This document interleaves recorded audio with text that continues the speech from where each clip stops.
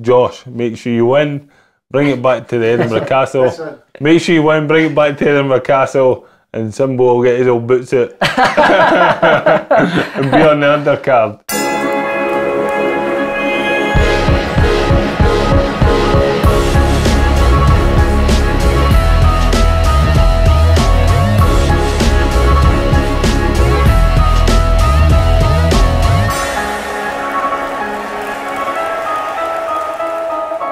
Hopefully the 40 minutes alright, Steve, aye? Alright with that, aye? Do you think that'll glare off the TV? It does glare off the TV a wee bit, aye. Don't want to start moving your mustache window getting fucking done in. You got a lift over it?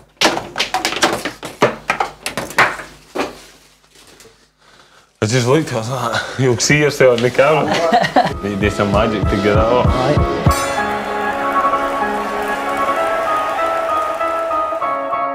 Yes, and welcome to Leith Boxing with me, Mark McIntyre. I'm delighted to be joined here today by the former IBF European Cruiserweight Champion, the former WBC Silver International Cruiserweight Champion, and the former Celtic Cruiserweight Champion. It's the big man, Big Stevie Simmons. How we doing, pal? All right, aye? All good, mate. You're looking well? Ah, nice one, cheers. Keep fit? Got to, yeah, I've got to keep fit for I've got a daughter now, so I need to stay fighting fit forever. Speaking of your daughter, how's your family doing? Yeah, family are great. Kids are great. Wife's good, so that we're all doing well. Everybody's happy then. Getting more time together now that I'm retired. Yeah. Speaking of retirement, you're 3 years out the ring now. How's it been? You've been coping well? Yeah, so the last 3 years, I've been up and I've always wanted to maybe have another go. You always get the urge, because I've spoke to fighters that have been retired for a long time, and they say that the urge will never leave you. You'll always want to be involved. We spoke off camera. There's a guy called Jake Paul, so I'll get in touch with him. We'll make it happen. Do you know what I mean? That's it. That'd be a barnstorm. It'd be a simple 1-2 down the pipe for you, left hook to the body. He beat his teeth off the canvas, and that would be it, mate. Exactly. But, let's just go back to the very start, mate. You're brought up in Calderview, Wester Hills. How was that? How was your upbringing there? Aye, so I've stayed in a couple of houses in Calders. It was rough. It was what it was. You had to do what you had to do to get through life and stuff. I had an older brother who got bullied a lot more than I did. I had a short fuse, so I was always getting into fights, getting into trouble at school. I got thrown out of primary school 5 times for fighting, being cheeky, class clown. And it wasn't until I started leaving high school where I started getting into boxing. Primary school when I started getting into boxing. And from there, it was like a total change. It was like fighting in the street. It was just like, it was mad. You were getting arranged fights with people. It didn't care what age you were. There was arranged fights, so you do what you did, and I was actually quite good at it. So getting into boxing was a no-brainer. So started at boxing, went to Clovenstone, was there for a couple of months, and then my uncle came on board and took me to another gym. Your uncle boxed for Scotland, didn't he, Kenny? Yeah. He boxed. I think he only had a couple of internationals. He got a blood clot in his leg, so he had to retire pretty early. I think he was only 20, 21 when he retired. So when he seen you come through the ranks, he's like, brilliant. Yeah, so basically we went to a show. Clovenstone were running a show when I was training there, and I was just going along to watch. And basically he's like, look, I'm going to take you to a better gym. I'm going to take you to a more prestigious gym, gym with history.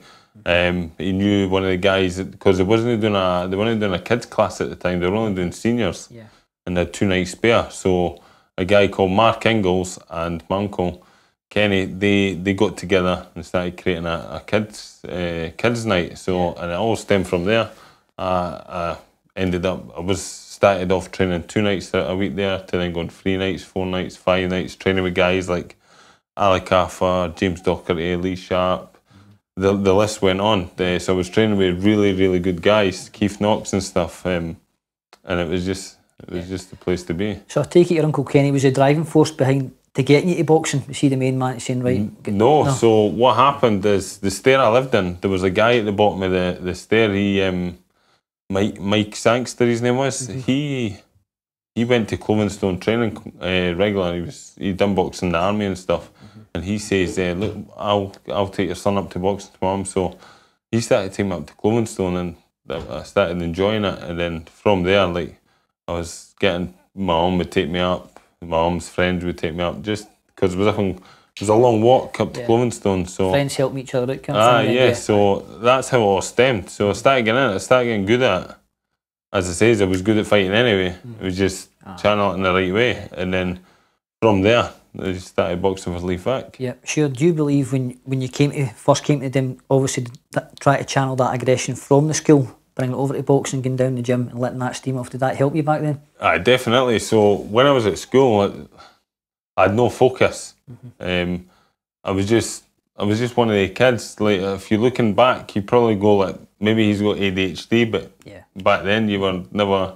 You wouldn't notice. Never noticed. So I was always getting in trouble in class. Just acting daft, always getting into fights with people, junkies try to fucking bully us and all that.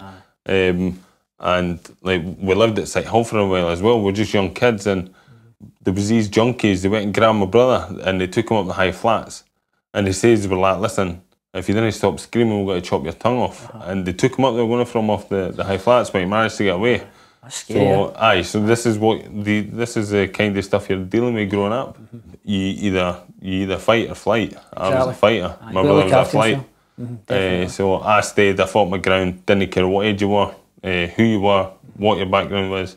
If you beat me, you beat me. Aye. It's a square go. It's hard to get a square go these days. Maybe it's all nice and all this stuff. It was good. It was like it made you who you are, and it made me who I was in boxing. Yeah. Do you believe that boxing's made you the man that you are today? Oh, 100%. 100%. I could have easily, if boxing never got a grip of me, I could have went and got in the wrong channels, and like some of my friends at high school and stuff, they ended up getting into drugs. Whereas I had boxing, so I never got into drugs, I never got into drink. I had to stay focused and keep fit. Like my mates in Calders and stuff, they used to always have a drink at the weekends, like they do in the young age.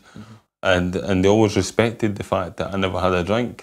And they were sound with that. They never tried and forced it upon me. Great for discipline, the sport, absolutely great. See, getting the young kids in it, keeping them away from that rocky road, keeping them down the straight and narrow. It's a great sport, that's how we love it so much, you know what I mean? For me as well, it was quite hard because from the age of 12 to 17, it was very, very hard to get me matched up. Yeah. Because I was pretty heavy for my size. So I had 11 fights in between the age of 12 to 17. And there was no way that I could stay. Like now you've got juniors and all that, so 17. The grassroots is good. Yeah, I had to go senior instantly when I hit 17. So between the ages of 15 to 17, they were getting special permission for me to have exhibitions with seniors. But what my uncle was saying is, listen, these are seniors, these are grown men. So what you need to do, just go and treat it like a fight. So I was going in and stopping grown men at a young age. And it was a great buzz. See, when you were going in and stopping them, and it was a great buzz. Definitely. And we looked at it like fights, but again, we only had 11 fights. I won 6 out of the 11. And then when I turned senior, brilliant. Did you fall in love with the sport very early then, I take it, at a young age? Yeah. Yeah, because you know this game, you can't miss this game. Even before I was into boxing, I was like... We're always setting alarms watching the pay-per-view, the Mike Tyson fights, the Frank fights. So I was always into watching it. I just never knew at the time that it was something I was going to do. Because it never crossed my mind until our neighbour took me up to the gym. It never crossed my mind that I was going to be a boxer. I'd always tried football. I was okay. I was never one of the ones that excelled at football. I never one that excelled. I played for like the school basketball team, never excelled, but boxing was the one. I'm about the same age as you, right? I'm 36, and see back then you were out playing cuppy doubles till 11 at night, Kirby, all these kind of daft things. See now it's Xboxes, Fortnite, Call of Duty. Do you know what I mean? You're like, come on. Remember Kirby, man? Kirby, over a card, you get double points. Yes, you don't see kids out playing, and it's like he's stuck to these iPads and all this kind of stuff. But on your amateur career. If you tell you about your amateur career. So as I say, I had 11 fights between the age of 12 to 17. Then when I turned senior, at 17, I was winning one of the Eastern Districts, my first senior tournament. Then I went on the Scottish, got robbed in the final by a point. This so-called hard guy from up Perthway, he had all his mates there, so I don't know if the judges were scared, but I lost that by a point, and then we got the rematch back in our home show a couple of weeks later. Did you do a number on him? I smashed him. I think I won by like 10 points or something. And then moving on, got a couple more club shop. It was easy to get fights actually when I was going down England getting fights as well, and moved on. Won again the next year. Won the Eastern Districts at 18, stopping opponents this time, and they come to the Scottish. We were 5 minutes late for the weigh-in. Right. And the officials wouldn't let us weigh in. There was an accident in the M8, and I think there was about 11 people that never made the weigh-in, and we were pretty peeved off because this was our first year we were going in at heavyweight, so this was our first year at 91 kilos. I boxed at 86 at 17, then moved up, won the Easterns at 86 again. We were going at 91 for the Scottish because we wanted to try and get the Commonwealth Games place. But again, 5 minutes late, never got the. That's heartbreaking, isn't it? It was hard going. So again, we had to go back to the drawing board, get more club fights. And then next year went to Scottish. When you were boxing for Scotland under the mentorship of John Mackay, how good was John? John was a great coach. He was just, that's when it all started for me, because I'd just been flying under the radar for the internationals. And John Mackay came on, I started going to the training and stuff and sparring, and then I ended up getting a late call-up. Kenny Anderson's opponent pulled out, so you fancy fighting? Me and Kenny had sparred a lot. I was like, no bother. So it was like a catchweight fight. I was cruiserweight, Kenny was Kenny did a lot of pop as well, didn't he? Yeah, couldn't he? So we'd obviously sparred a lot. But I ended up getting a decision, one convincingly, and John Mackay was there. Right. And then that's when they started drafting him into the team, and then that's when it all kicked off in the international. And John, I've probably, over the time I started my international career to 2004 up until 2010, I must have been the busiest Scottish fighter. The last getting active, mate, innit? Do you know what I mean? What did you learn from John as a fighter, but also as a person as well? I learned a lot from John, just in the difference from fighting on club shows. Like, my uncle was a great coach, but just the difference from, it's a transition from there. Definitely. Now you're going into the senior, and with somebody with experience like John Mackay, been to Olympics, been to Commonwealth Games, trained, like, he loved the heavier weights as well. So he had the experience. And what I liked with John is, like, he treated, like, he was like an uncle. Father figure kind of guy. So he treated you like one of his. And that's what I loved. And again, the experience, he like got you going to tournaments, and I was winning gold medals pretty quickly. Was that under John, obviously? Under John, I won five gold medals. You can never take that away, mate. You've always got it as well, do you know what I mean? Which is excellent. But you spent 3.5 years down at GB, Team GB, is that right? Aye. What was it like down there, what was the characters like down there? Like Terry Edwards, like good coaches, it was really good. So the transition, so John Mackay was leaving, then the transition was in. So we were doing, I think it was four days every month. So it was like September, October, November, December. So it was like trials. And there was only a few of us down there. So me and Fundo, we managed to get on the elite team. Right. And it was Terry Edwards, the national coach, and a good setup down there. It was really good. The money into these guys. So I was there every week. It was like living basically there. I was there Sunday to Thursday every week, and it was really good. And like the boys I trained with were just brand new again. Like you would never imagine it, because at tournaments you never really mingled like beforehand. You never really mingled with English and stuff like that. And then actually it was like you're a bit sceptical if it was going to work being Scottish, but on it they were like family. They took you in and treated you like one of them. Brilliant. That's what it's all about in life. You've got to look after each other, do you know what I mean? Definitely. So I trained with some boys as you know over the period. Who did you train with down there a lot? Who was the guys you rooming with and things like that? So I roomed with Cali Jaffai. So we were like room buddies for the whole time I was there. Great fighter. Great fighter, world champion. He's only got the one loss in his record as well against Chocolatito, do you know what I mean? But he's a top fighter. Trained with like De Gale, Tony Jeffries, Dave Price, Neil Perkins, Steve Smith, Frankie Gavin, Frankie was awesome, Billy Joe, and then beyond that they had other guys coming in then. They were training with Anthony Gogo, all the newer guys coming once 2008 Olympics had passed. A lot of them were going pro. With Tom Stalker, So again, it was like there was fresh guys coming out. It was Tom great. was a great amateur as well, wasn't he? Oh, it was brilliant. Captured gold at the 2010 Daly, I'm sure, wasn't it? Beat Josh in the final, didn't he? Aye, that's right. Aye. Sorry, Josh. But I think that was the making of Josh. Oh, definitely. See, because I could see the pain in Josh when he lost in the final. You could see the pain, and that was just a making. Like, a talented boy, hungry fighter. He hated the taste of that and just excelled him through his career after that. Oh, brilliant, man! It's good to see guys like Josh and that. All these guys, Josh Taylor, excel and leap on. They're different gravy. Absolutely right on the money, these guys. But 2006, you went to the Melbourne Games. Yep. Unfortunately, you didn't get a medal, but Kenny captured gold, didn't he? Yeah. At 2006 Games. Yeah. Disappointing not to get a medal, obviously. Yeah. So what had happened? We were in it was pretty bad. I was managing a bad hand. Right. So we were getting nerves, getting fizzy all the time. We went to a training camp up in Bulgaria, up in the mountains. Right. The snow was knee deep. Yep. And when we were over there, we got told, look, we need the #1 team to fight in the British Four Nations. And we were like, it's a bit dodgy because this is in February, we're going to Melbourne in the end of February, boxing in March. Right, okay then, so we boxed, damaged my hand even worse, so I had less ability to be able to train. Yep. But there was no chance I was giving up the opportunity to go, so we did what we can and beat one of the favourites in my first fight, the Canadian. Right. And then I've seen that video actually on Instagram, and then I got beat off Ghana. But in my mind there's that, boxing an African, it's already won and dusted, so it was the wrong mentality to go in the ring with. And especially wasn't as fit as I should have been. Being like you couldn't do sparring, and that again, you weren't getting sparring fit, you were only getting running fit. And because your injury, certain circuits I couldn't even do because of the pain in my hand.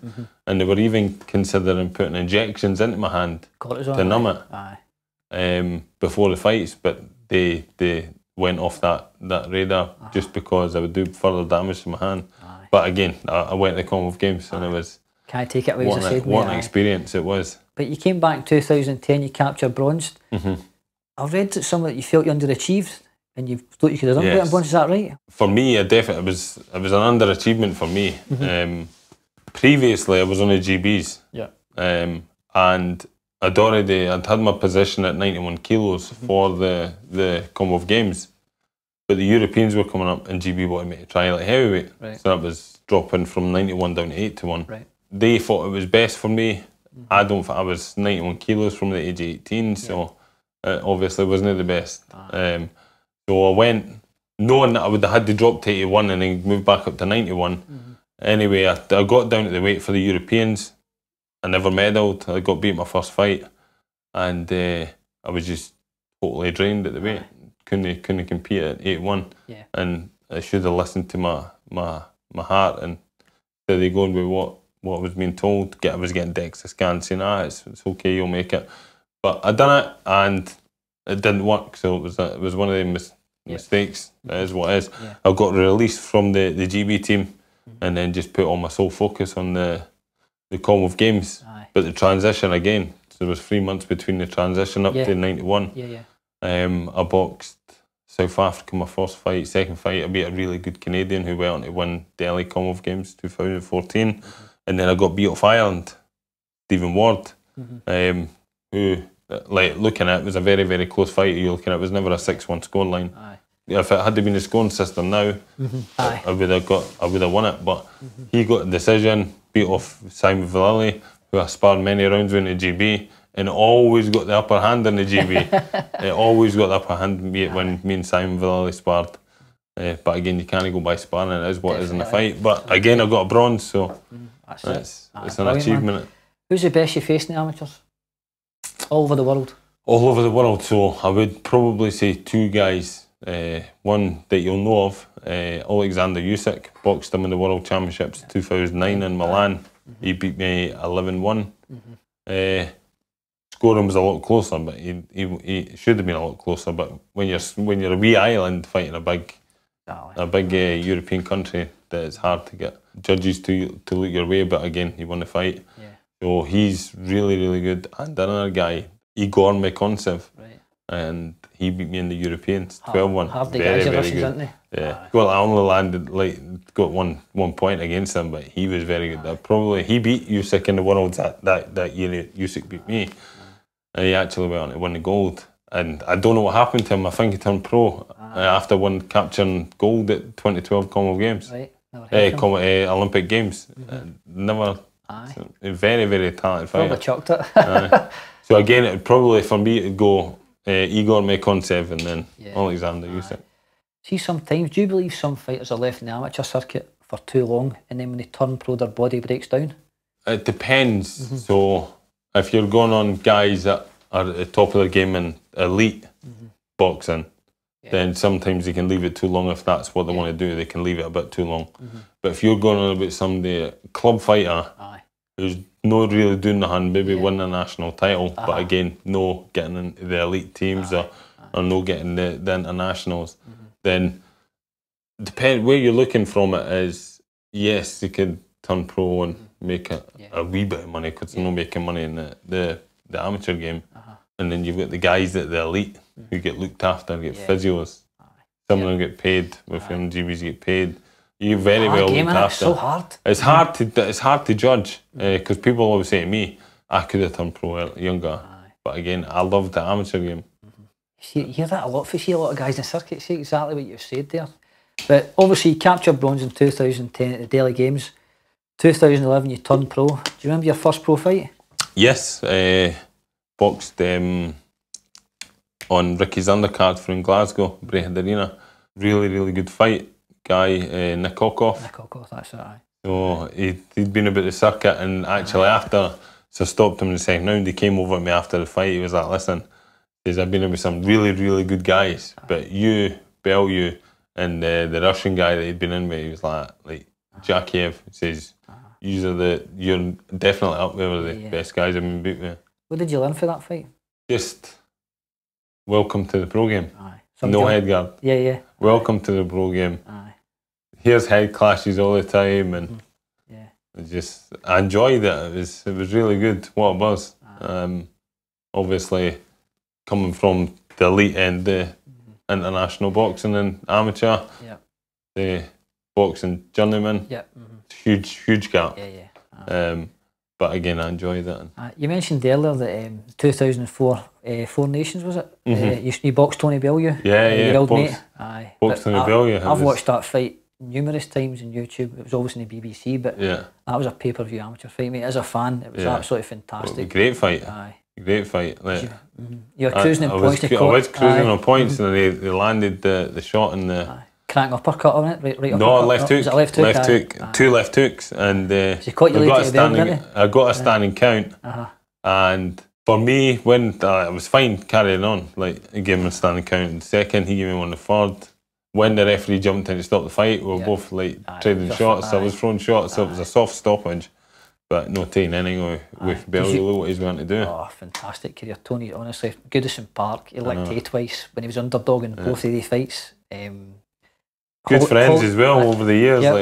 Hollywood A-lister as well, do you know what I mean? Done play around sparring with him as well. So. He's a good guy. For any youth trying to element his career, that's the way to go. He's done everything. Do you know, he's a really good pundit in Sky as well. I really like him. I enjoy him when he's on Sky as well, but especially when Chizorek's fighting. Look, Sky held up, we need to calm down, Tony. He's like, so fucking well, do you know what I mean? You know what I mean? He gets right behind his pals in the fighting game. Oh, he's brilliant.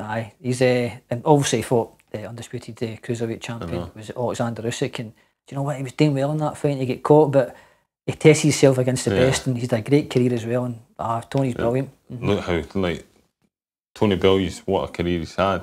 His achievements are unbelievable. But talk about selling guys like Usyk, they're just I can't even see any, apart from Tyson Fury, I can't really see anybody beating him in the heavyweight division. Do you think Usyk will go into heavyweight and be a force, or do you think when he spoke in Chisora, I thought it was a nip and tuck, that fight, that could have went either way. Do you believe he can reign at heavyweight? I think he can excel. Do you think so? Aye, definitely. Just because his movement, yes, he's a lot lighter. Yeah. But I definitely think he can excel. The only one I could see him really struggling with is Tyson Fury. His style's so elusive, and you just don't know what you're getting. I don't even think he knows what he's got to do in a fight. He's that good, but he's very, very good. Like, keeps it long, keeps behind centre. So if you're that tall, you're that long, and you keep behind centre, it's very, very, very hard to tag somebody. And all he does is he keeps his distance with his front foot, so he knows when he's in range. And 100%, and he's a great advert as well. See, obviously the mental health struggles in life, not even just in boxing, but in life as well. And he's came in, and what he's done, he's 28 stone, took it all off, contemplated suicide, came back basically for the brink, and look at him now. He's a man at the top of the tree. Nobody can stop him. He's unbelievable. But how do you see AJ and Fury going? I like, again, AJ is a great fighter, but I see Fury stopping him. Think so? Everybody I speak to in the circuit as well, they say the exact same thing. Fury, but I'm trying to make a case for Joshua. Rob McCracken's in the camp, a world-class trainer. You're Rob McCracken, what are you saying to AJ going on to that fight? If I was AJ, I'd put on Tyson straight away. Everything I had, try and get him out of there. Because it's no good for AJ, for boxing somebody like Fury, who likes keeping it long, keep the distance. He's a very smart fighter, isn't he? Very, very smart. So if you've got any kind of chance, you need to go and rush him and make him try and make mistakes. Take centre ring them. No, you just get him on the back rope. Try and push it, but again, if you get hit with heavyweight, so it's a hard one to do. Definitely. And again, I can't see past anybody beating Fury. It's the greatest heavyweight there is now. During your pro career, you're under the guidance of Danny Vaughan. What did Danny bring to you as a fighter?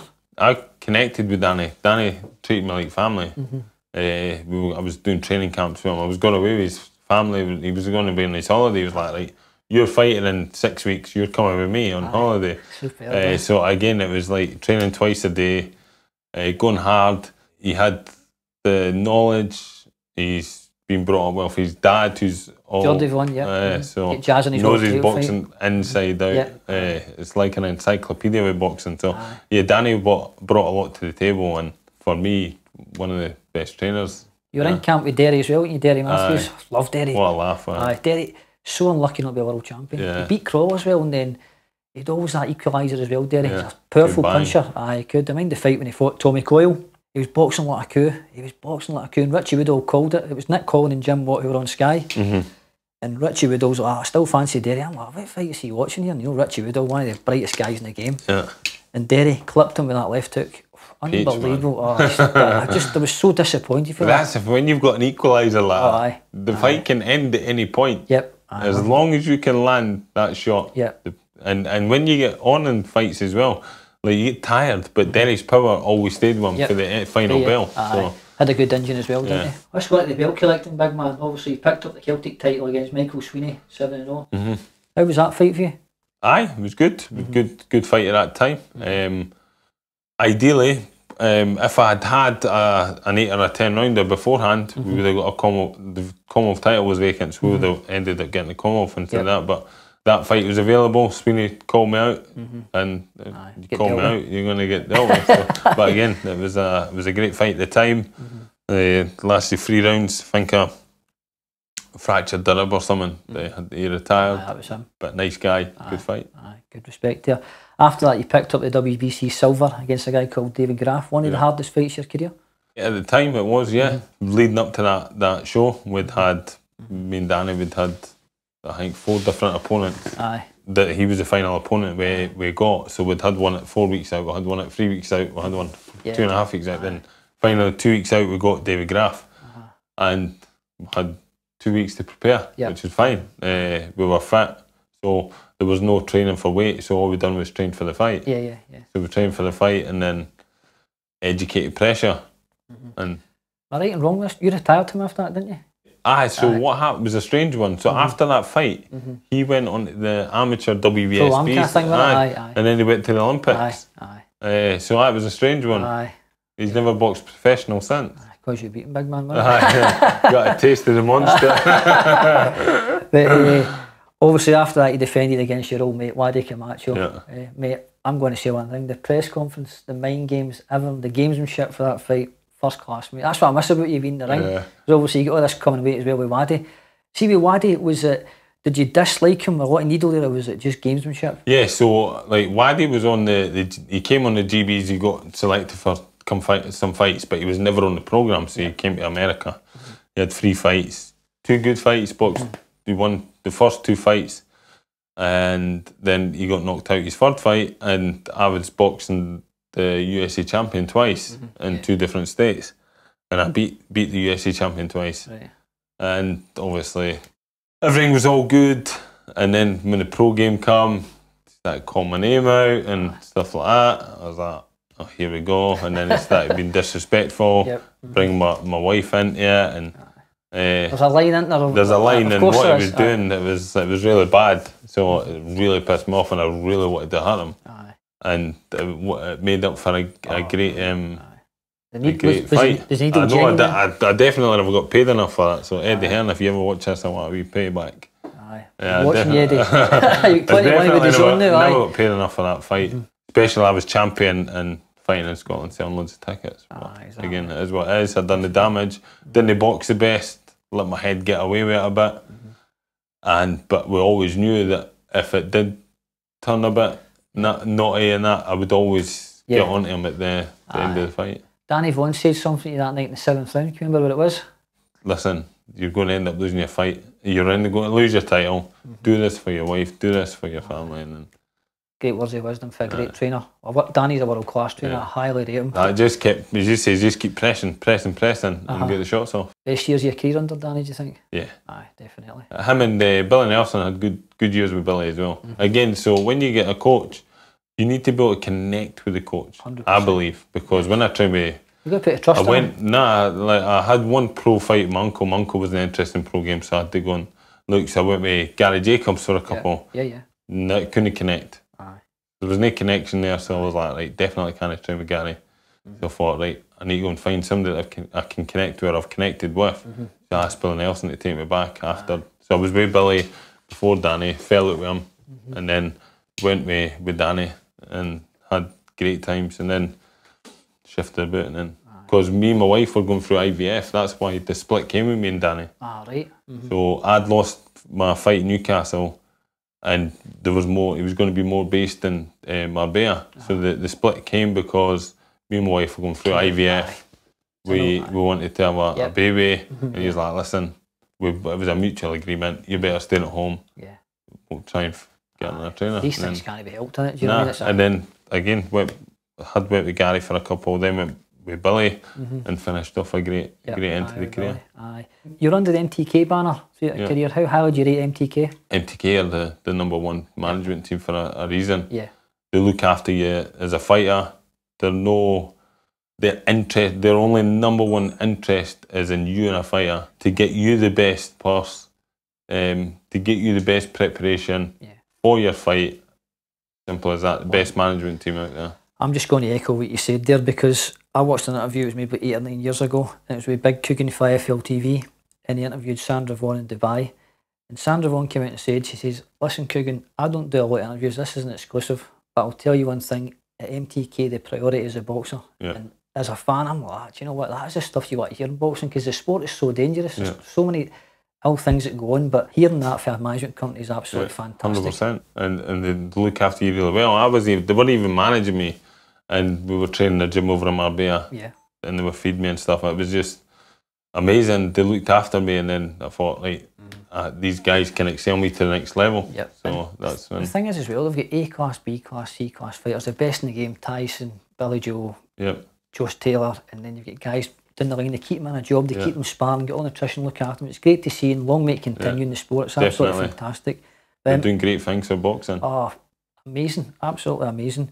But after the Waddy fight, you had a fight with Courtney Richards. You got an easy points winning that one. And then after that, you got the fight to Jon-Lewis Dickinson. What went wrong that night?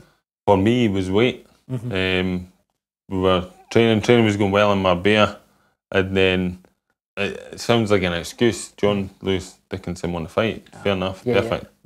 But he didn't fight the best Stephen Simmons that night. 2 weeks out, Danny Vaughan says to me, "I don't think you should take the fight. I don't think you're ready." Because I started getting a viral infection. You're itching, but you want to fight, aren't you? And then it came 10 days before I came home, because I wanted to be at home to train for the final part. Try and he helped me with the weight. And then, because I've came back with a viral infection, so I've left Marbella. I was £7 to go. Then when I came back, I went up to £10. I never trained for a few days. Yeah. I was knackered, so it came to 7 days out. It was £10 up. And what was happened is because you retain water when you're ill. Yeah. Was never able. I was getting it down, so I was training weight to go for my check weigh-in. Yeah. Leaving the check weigh-in, filling myself back up with water, eating loads of food. So I'd done the weight totally wrong. Yeah. Got to the point. It was the day before the it was a press conference day. So we travelled down. I left the house £7, and the weigh-in was the next same day. And I was dry as hell. I only had one bottle of water the whole day. I had a wee box of edamame beans that I ate the whole day. I was just knackered. Done. And then I woke up the next same day. I was £3.5 over. So I went and booked a pass to get to the Pure Gym that was beside the hotel. Right. Went, done a 40-minute run, skipped through well. Came back, I thought, that should be enough. Came back, still £1.8 to go. I was like, you've got to be joking me. You have got to be joking me. My mouth was dry as hell. And the weigh-in was a late weigh-in. It was a 4 o'clock weigh-in. So it was a later weigh-in than what usually weigh-in at like 1, 2 o'clock. You're killing yourself, So I went back to my room, put my sweatsuit on, skipped to my room for about 50 minutes to an hour. I just lay on the floor. I thought, right, I've got heat in my body. I'm just going to lie here. So I lay there for half an hour. And then when I got up, I went and I was reading the paper, and next minute I started getting all dizzy and that. And I was like, I put my hands in my bed, and they was like, you all right? So I said, I'm just reading this paper. Well, I was actually dizzy. And then I went and weighed myself. I was banging the weight when I was like, right, brilliant. Huge Alex so I had a few ice cubes in my... I'd never struggled with weight, ever struggled with weight. And I put a few ice cubes in my mouth to let the water last a wee while, and then done the weigh-in, and I was just knackered. After the fight, as you look at the fight, I wasn't caught with hardly any body shots or head shots. Second round, I went back to Danny. I says, listen, this guy hits like a woman. I'm taking I says, there's no... And then it was just like wearing down. They wore me down and then stopped me. After the fight, I got told after my drug test that I should go and get checked because my pee was just pure blood for my drug test. Just pure red.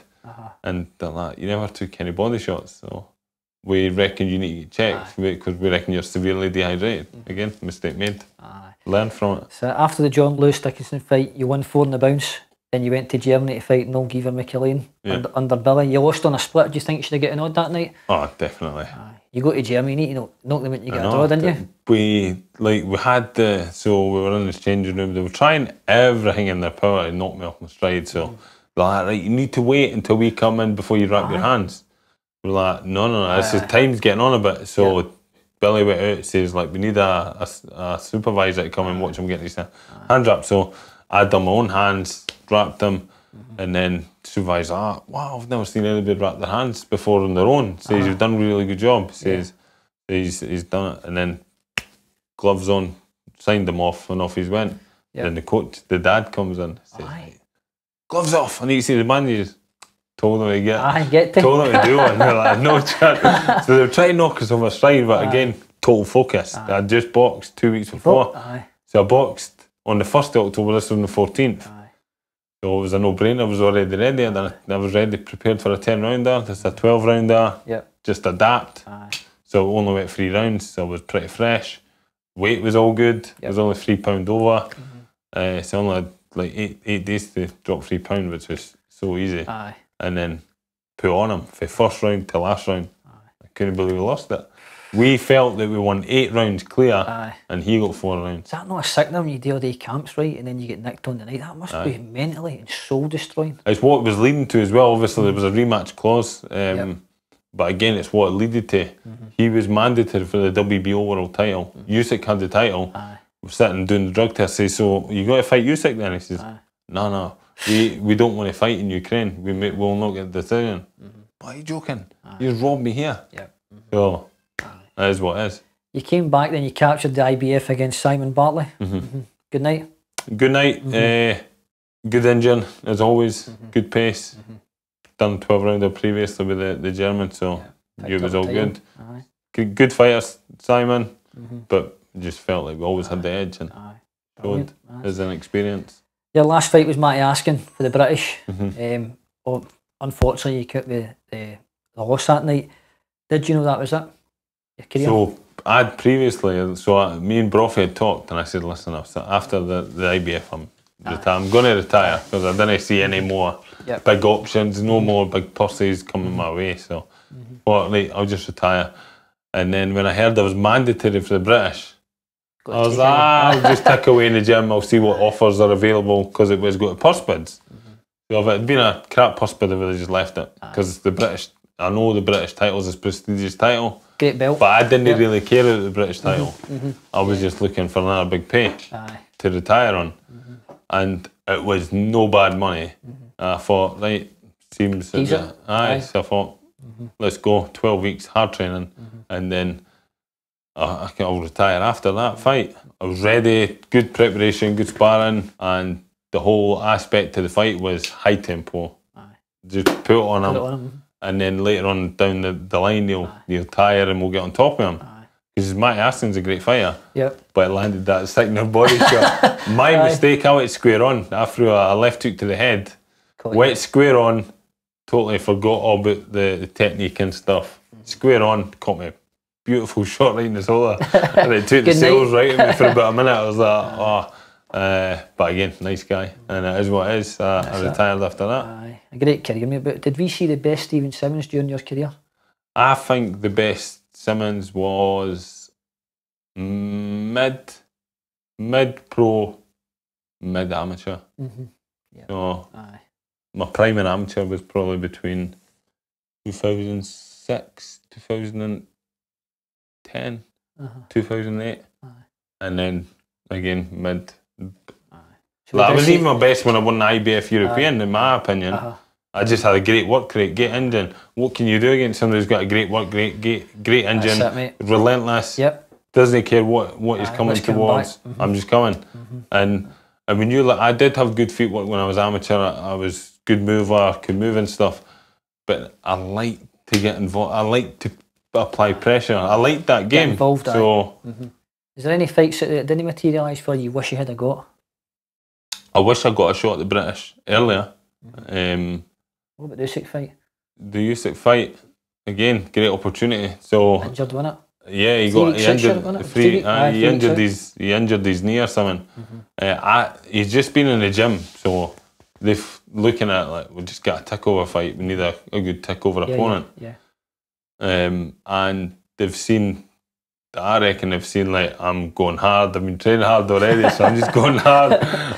And then he's not been camped that long, so he's got a bad knee. Did you live the life? Yeah, definitely. Never.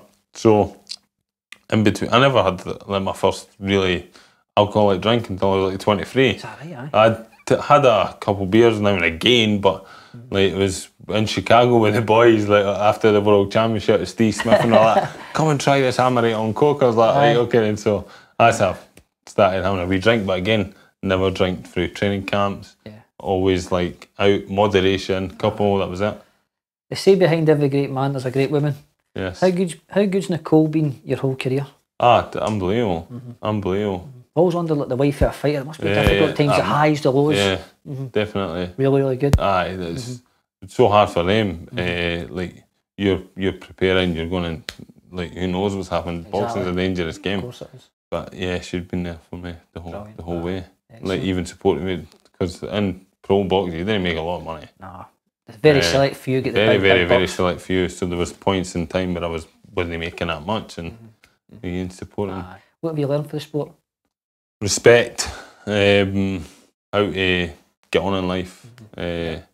Back to your younger days as well. Like boxing's such a great sport for people, for kids out there that maybe getting in trouble. They need direction, great discipline. It's great, it's the best for that. Dangerous sport, but what sport's not? Yes, motor car racing's dangerous, rugby's racing. Look at footballers with the Alzheimer's and stuff. So there's a danger in life. Yep, absolutely. But if you coach the right way, like the death rate is very, very minimal in boxing. Very minimal. How hard it was a decision when you had to hang up the gloves? Hard, very hard. but I'd previously, as I said, my mind had Visualised already it. my mind had already been made up Mm-hmm. after the IBF European. But like that's time. Got a young kid. Like, I've got an older kid as well. He's 14. He lives in Glasgow, but Right. my family with my wife, my little boy, my little girl wasn't here at the time. Wait for IVF to have him. So thought like it's time now to hang the gloves in. With injuries as well. Injuries all the time. Wear and tear, of course. As body's a temp when you look after it. Yeah, so it's getting more and more injuries. They were taking longer to heal. So it was like, do I want to end up like walking about with a walking stick? Exactly. So it's time. And then I got that last offer. And did you ever think of coming back? always think of coming back. Always. I don't know what Even it is. now? Always. Aye. Even now, always think of coming back. Maybe just have one more, two more, maybe do it another year. Yeah. Like it's the time that you need to put in. So if you want to come back, do you want to just come back and fight journeyman? No, you want to go into the deep end, don't You you? want to go in and you want to fight. You want to go in and fight for titles.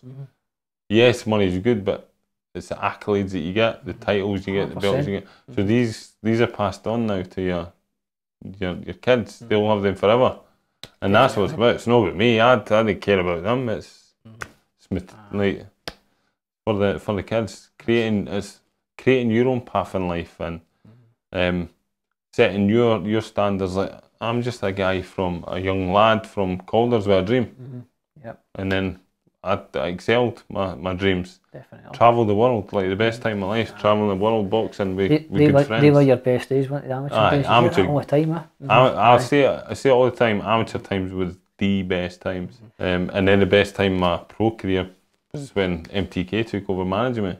100%. Looked after you. Yeah. What other jobs you had out with? Obviously the boxing. What other jobs? You worked in the doors, didn't you? So yeah, I worked in the doors. How was that? It was good laugh at times. Much hassle. Now and again, like you had a couple of idiots try to swing for you, but they were too slow. Like they didn't get it, but it was fine. Never got into any real trouble in the doors. Quite easy sailing, to be fair. I know there is a lot of stories that people say that it had mental nights, but for me it was pretty easy. Never had mental nights. I worked for the wife's dad, delivering bathrooms for Victor Paris, buying the bathrooms, Edinburgh Bathroom Company, doing that all over Scotland.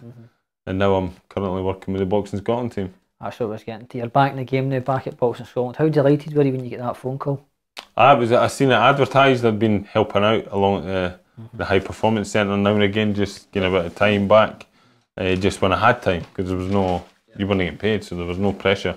And then I seen it advertised in the Facebook, their Facebook page, and thought, why not? I hit the criteria level, probably the majority of the criteria they had up. So got the interview and smashed the interview. Good for you. I'm delighted for you, because obviously you're a boxing man through and through, do you know what I mean? But what advice could you give to like a Matty McHale or a Caleb Ed or a Stephen Hughes Jr. turning pro? What advice could you give to them being at Boxing Scotland? If they want to turn pro? If they want to turn pro, what advice can you give them? Make sure it's the right thing to do. Make sure it's the right choices for you financially. Make sure it's the right choices for you, that you're going to get a good deal, you're going to get looked after by a good management team. If not, then have you got good physio backups? Because then you need to pay for that yourself. You get everything's looked after. I know they don't get paid like Akil does, because he's in the GB, but they don't get paid as of in funding, but they get looked after if you're on the programme. Right. So it has to be the right decision for them, no for anybody else, no for their dad, no for their mum. No, it's got to be the right decision for them. Yeah. So if they feel that they've come to the end of the road in the amateur game, go and source the best management team for you. Go and do it. Well, we're 2 weeks out for the big one. The Tartan Tornado versus Jose Carlos Ramirez, Las Vegas, mate. Who wins this fight and why? Josh Taylor wins by stoppage between 9 and 11. I feel this is his chance to get this seat at the head table with the great Kenny Buchanan. When would that ever happen again? Portobello and Preston Pans, two undisputed world champions for Scotland. It's unbelievable. I've said this in the last few years. I've said that Josh Taylor will go down in history as Scotland's ever greatest. When has anybody ever unified the division that way? And he's unified it already, and now he's going to get all the belts. When's that ever happened? History. Exactly. I know Ricky Burns is free weight world champion. But I think even Josh just unifies him in division. It's the greatest in history. That's what I'm saying. You stop calling him the Tartanacci with the bus driver because he just keeps taking them to school. I know. He's unbelievable. He's taking folks' undefeated records away like duck to water. Do you know what I mean? It's absolutely brilliant. That's the thing as well. You've got Josh is really investing himself. He's done it with Ben Davison. They've got the nutritionist, the strength and conditioning. Yeah. These guys invest in themselves, and you just touched on it a minute ago there. Is that vital to get to the pinnacle of the game, to invest in yourself? Oh, aye. By far, if you want to be able to succeed at that level, because that's a superior level. You want to succeed at that, you need all that backing, you need all that help, and you need the best support structure around you. You've got your S&C coach, you've got your physio, you've got the guy wrapping your hands, you've got your own coach, boxing coach. It all plays a part. That's the thing. They're hungry fighters, and to beat a hungry fighter is very, very difficult. Josh is at the pinnacle of the game. I hope he goes on, gets the job done 2 weeks' time, and get that big one back at the castle. Yeah. Imagine that big man at the weigh-in down at the grass market, a few jars, that'd be magic, wouldn't it? Might make me want to make a comeback. I always said I would love to fight at the castle, so that would happen, and maybe get my boots back on. That would be an absolute dream. Imagine that fight down there, mate. They get 15,000 in there as well. Get the big nights back to Scotland. And even just to be a part of his undercard would be unbelievable. So, Josh, make sure you win, bring it back to the Edinburgh Castle. Make sure you win, bring it back to Edinburgh Castle, and Simbo will get his old boots out and be on the undercard.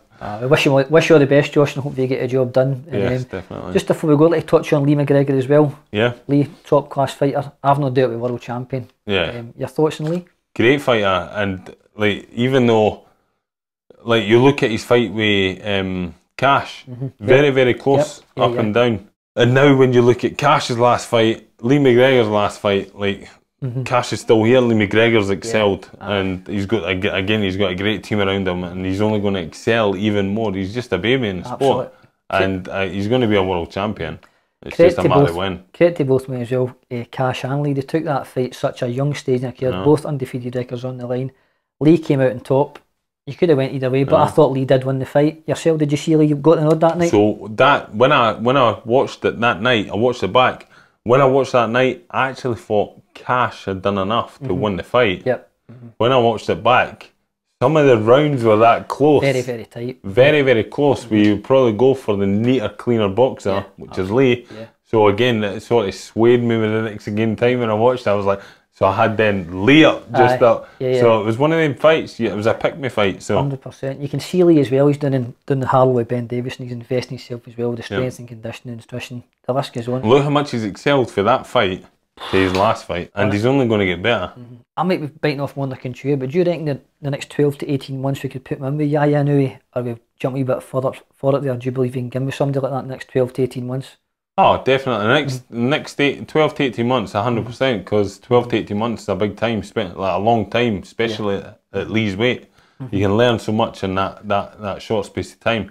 But again, it's about picking the right fights. Exactly. But MTK behind him, mate, I'm sure they'll definitely get the job done. The best management team there behind him. Exactly, mate. Look what they've done for him now. Sky's the limit. Absolutely, sky's the limit.